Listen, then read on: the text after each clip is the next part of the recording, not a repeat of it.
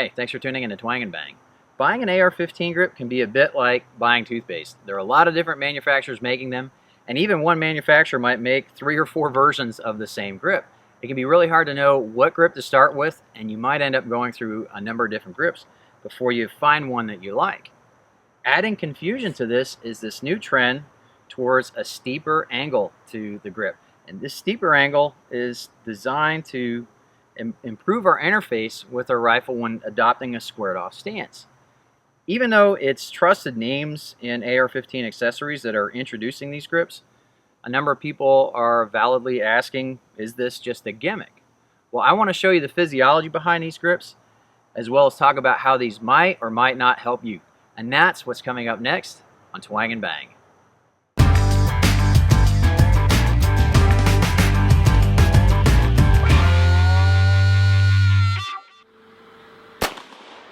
As weird as this feels to me now, this is of course how the AR-15 was designed to be fired. The stance is actually a very effective way of firing a rifle while standing, but modern body armor and chest tricks get in the way of being able to use this technique. And though this stance is good for marksmanship, it's not so good for keeping on the move. While current AR-15 instruction might vary in stance, most of it centers around squaring your body off of your target, getting your elbow low, and shortening the length of pull of your rifle. The resulting change in wrist angle is what's driving the introduction of steep angle AR-15 grips. This SBR with the stock fully collapsed is similar to how it might be set up as a personal defense weapon. If somebody's in a personal security detail and needs a small AR to conceal or manipulate in a standard passenger vehicle, this is how it might be set up. One of the grips in this video was designed specifically for a weapon just like this. This is the standard A2 grip. The A2 stands for the second advancement from the original grip as designed for the AR-15. Though the A2 has that finger tab and some texturing that the original grip doesn't have, it has the same angle as the original, which is designed around using that sideways chicken wing method of shooting a rifle. On the rifle, you can see just how much of a slope the A2 grip has away from the receiver. The two most common complaints about the A2 grip are that it's not a very hand-filling grip. The other thing is that finger tab tends to push into the side of your ring finger, especially if you have smaller hands. The Magpul MOE shown here is probably the most common aftermarket grip that you'll find on an AR-15. It maintains the same grip angle as the A2 grip, but most people like the way this feels in the hand better than the A2 grip. It also has a storage system with a number of different inserts that you can buy, though these inserts do tend to rattle in place.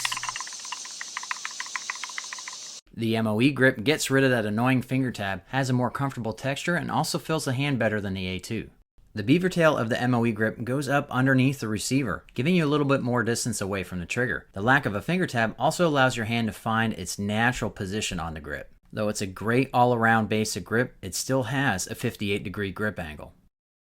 One of the first steep angle grips out on the market was the Magpul K grip. It's designed for use with a PDW, which is why it's so small. In fact, I don't think there's a smaller, lighter AR-15 grip out on the market. Its 65-degree angle is 20% steeper than the A2 grip, and it's a difference that my wrist appreciates. Magpul obviously knows what they're doing, and they had somebody in mind when they designed this grip, but like a lot of people, I never got used to how small it is. I just didn't feel like I had as much control over the rifle as I wanted, though I did like the grip angle. And that brings us to my current favorite, the BCM Gunfighter Mod 0. It has 2 inserts in the front of the grip, one of which allows you to fill the gap under your trigger guard if you still have that in your rifle. It also has an end cap for storage like the MOE grip, but this end cap is made out of rubber. It doesn't rattle, though it doesn't make the storage compartment watertight. What I really like about the Gunfighter is that it combines the steeper angle of the K grip that I like while being large enough to still feel right in my hand. BCM also makes a Mod 1 version with a backstrap that extends up onto the lower receiver just like the Magpul MOE grip, and that's the version to get if you've got larger hands or like larger grips. I've got a protractor here and I actually set it up to 56 degrees, which is the angle of an A2 grip. And when I place it in the groove of my thumb, of course it looks like a little pistol of its own, but I adopt the traditional rifleman stance and you can see that just naturally it's pointing straight ahead at the target. But when I come into more of the current style of shooting, you can see how that 55-degree angle makes my trigger finger want to point up. And so that's where you have to adjust by bending your wrist in order to get that, and that's moving you out of neutral alignment. Now I have it set up for the BCM Gunfighter grip angle, and you're going to notice a big difference. When I push out into more of modern rifle stance, everything is in a line. I don't have to overcompensate with my wrist. This is very comfortable and giving me more of a straight trigger pull than with the A2 grip angle in that stance.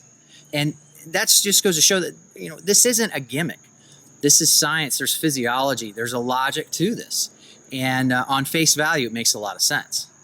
At first, it might seem that changing the grip angle is a no-brainer. The effect of this change is a two-way street. Here I've lined up two different rifles by their grips to show what I'm talking about. The grip on top is obviously the BCM Gunfighter, and the grip on the rifle underneath is the A2 grip. I think this is a pretty striking illustration about how this changes your interface with the rifle. No matter what you're doing with your rifle, the steeper angle grips will point your barrel lower than the standard A2 style grip, and you're most likely to notice this getting the rifle up into your workspace. I haven't talked to anybody that's used these straighter angle grips who hasn't noticed a significant difference in this position, in a forward slung ready position. It really does take a lot of pressure off of the wrist, but for some people that's not enough of a benefit when to them they say that these grips make their rifles feel front heavy, and I showed you why that might be the case.